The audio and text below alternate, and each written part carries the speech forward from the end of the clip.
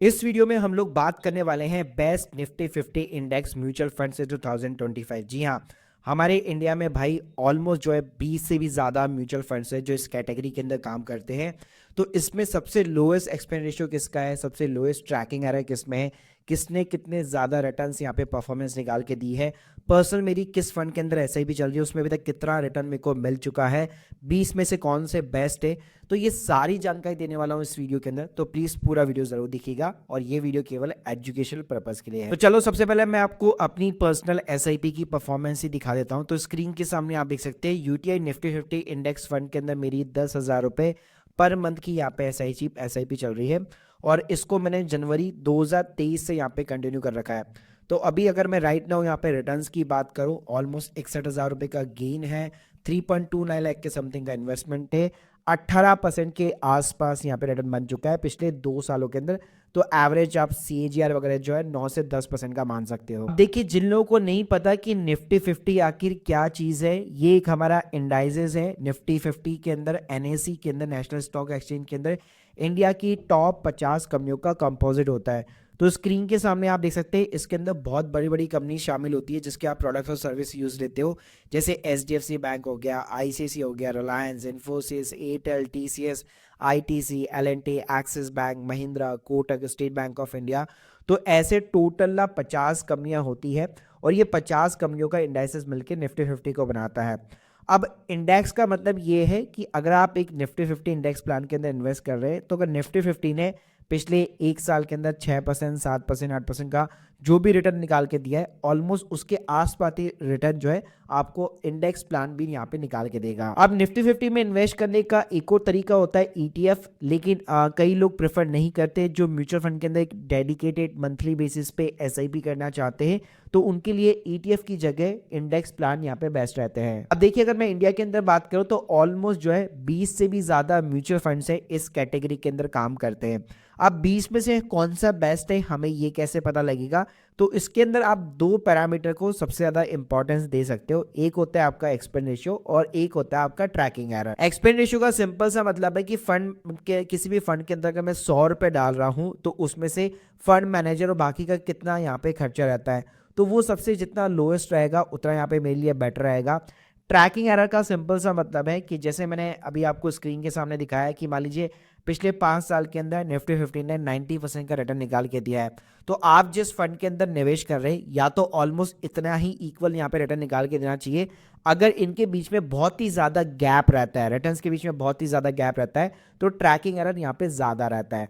तो देखिए, यहाँ पे रिटर्न्स ऐसा भी नहीं कि 90% का रिटर्न है तो आपको 95 मिल रहा है तो वहां पे भी गैप रहेगा, अगर कम भी मिल रहा है तो वहां पे भी गैप रहेगा। तो ट्रैकिंग एरर जितना कम हो उतना आपके लिए ज्यादा बेनिफिशियल रहेगा। अब देखिए, यहाँ पे अगर मैं एओएम साइज वाइज बात करूं कि सबसे ज्यादा पैसा किस इंडेक्स फंड के अंदर यहाँ पे लगा हुआ है और सबसे पुराना प्लेयर कौन है, तो उसके अंदर हमेशा यूटीआई निफ्टी 50 का ही प्लान निकल के आता है, जिसके अंदर मैं भी पर्सनली इन्वेस्ट कर रहा हूँ। 20,000 करोड़ से भी ज्यादा का एओएम साइज है। एक्सपेंस रेशियो देखोगे 0.17 का है। ट्रैकिंग एरर भी एकदम नॉमिनल सा है, 0.03 के समथिंग। पिछले यहाँ पे 3 महीने के अंदर नेगेटिव के अंदर रिटर्न है -3% के, क्योंकि पूरा इंडेक्स भी माइनस के अंदर चल रहा है। 6 महीने में भी ऑलमोस्ट -3% है। 1 साल के अंदर पॉजिटिव 8% के आसपास है। 3 साल के अंदर सीजीआर 10% के आसपास है। 3 साल का एवरेज जो एनुअल रोलिंग रिटर्न होता है वो 14% के आसपास निकल के आता है और पिछले 5 साल का सीएजीआर जो है 15% है और पिछले 10 सालों का 11% का निकल के आता है। देखिए, जो लोग बिगनर्स इन्वेस्टर हैं उनको लगता है कि भाई म्यूचुअल फंड्स यहाँ पे जो है पॉजिटिव के अंदर ही, जो जिन्होंने मतलब पॉजिटिव ही मार्केट दिखा है, नेगेटिव नहीं देखा, तो ऐसा नहीं कि निफ्टी 50 आपको हर साल बेटर रिटर्न्स निकाल के देगा। जैसे स्क्रीन के सामने आप देख सकते हो मेरे पास निफ्टी 50 के ना पिछले 20 सालों का यहाँ पे डेटा मैं आपको दिखा रहा हूँ। तो ऐसा नहीं कि हर साल ही आपको बहुत अच्छे स्काई रॉकेट यहाँ पे रिटर्न्स मिलने वाले हैं। जैसे आप देख सकते हो 2024 के अंदर 8% का एनुअल रिटर्न निकला था, 2023 के अंदर 19 का था, 2022 में तो सिर्फ 4% का था, ऑलमोस्ट बैंक के इंटरेस्ट के बराबर। ऐसे ही अगर आप 2018 में देखोगे सिर्फ 3% के आसपास था। और अगर मैं नेगेटिव की बात करूँ, आप देख सकते हो 2015 के अंदर -4% था। इसके अलावा 2011 के अंदर -24% के आसपास नेगेटिव गया था निफ्टी 50 और 2008 के अंदर जो क्रैश था पूरा 50% साफ हो गया था। तो यहाँ पे अगर आप एक लॉन्गर टर्म पीरियड देखते तो डेफिनेटली आपको एक अच्छे पॉजिटिव रिटर्न्स यहाँ पे देखने को मिल सकते हैं। एनुअली जो है आप 11 से 12% का एनुअल CAGR एक्सपेक्ट कर सकते हैं लॉन्ग टर्म पीरियड के अंदर। यूटीआई के अलावा अगर आप प्राइवेट AMCs के साथ में जाना चाहते हैं तो आप HDFC और ICICI को यहाँ पे पिकअप कर सकते हैं, जिसमें भी अच्छा खासा EM साइज है। 18,000 करोड़ 12,000 करोड़ के समथिंग पैसा लगा हुआ है। 0.20 और 0.18 का एक्सपेंड रेशियो है। और रिटर्न्स की बात करो तो भाई सारे इंडेक्स प्लान्स में आपको ऑलमोस्ट सेम रिटर्न देखने को मिलते हैं, केवल डेसिमल्स के अंदर यहाँ पे फर्क देखने को मिलेगा। बाकी अगर आपको SBI के ऊपर ज़्यादा विश्वास है तो SBI का भी निफ्टी इंडेक्स प्लान है, जहाँ पे 0.23 का एक्सपेंड रेशियो है, 0.012 का ट्रैकिंग एरर है। इसके अलावा अगर आप चाहते हो सबसे ही लोएस्ट एक्सपेंड रेशियो वाला मैं कोई फंड निकाल के दूं तो उस केस में इडोलिस का निफ्टी 50 यहाँ पे आप कंसिडर कर सकते हो, जिसमें 0.05 का एक्सपेंड रेशियो है। और रिसेंटली एक पॉपुलर फंड है नावी का निफ्टी 50 इंडेक्स फंड, जो काफ़ी ज़्यादा उभर के आया है। इसके अंदर अगर आप AUM साइज भी देखोगे तो भाई 2600 करोड़ को भी ये क्रॉस कर चुका है। इसके अंदर एक्सपेंड रेशियो भी कम है, ट्रैकिंग एरर भी देखोगे तो सिर्फ 0.03 का है। इसके अलावा यहाँ पे लो एक्सपेंड रेशियो के अंदर आपको निप्पॉन इंडिया का भी इंडेक्स फंड देखने को मिल जाएगा, जिसमें एक्सपेंड रेशियो केवल 0.07 का है। जी हाँ, इसके अलावा यहाँ पे बहुत सारे देखने को मिलेंगे, जैसे कोटक भी आपको 0.07 पे ऑफर करने लगता है।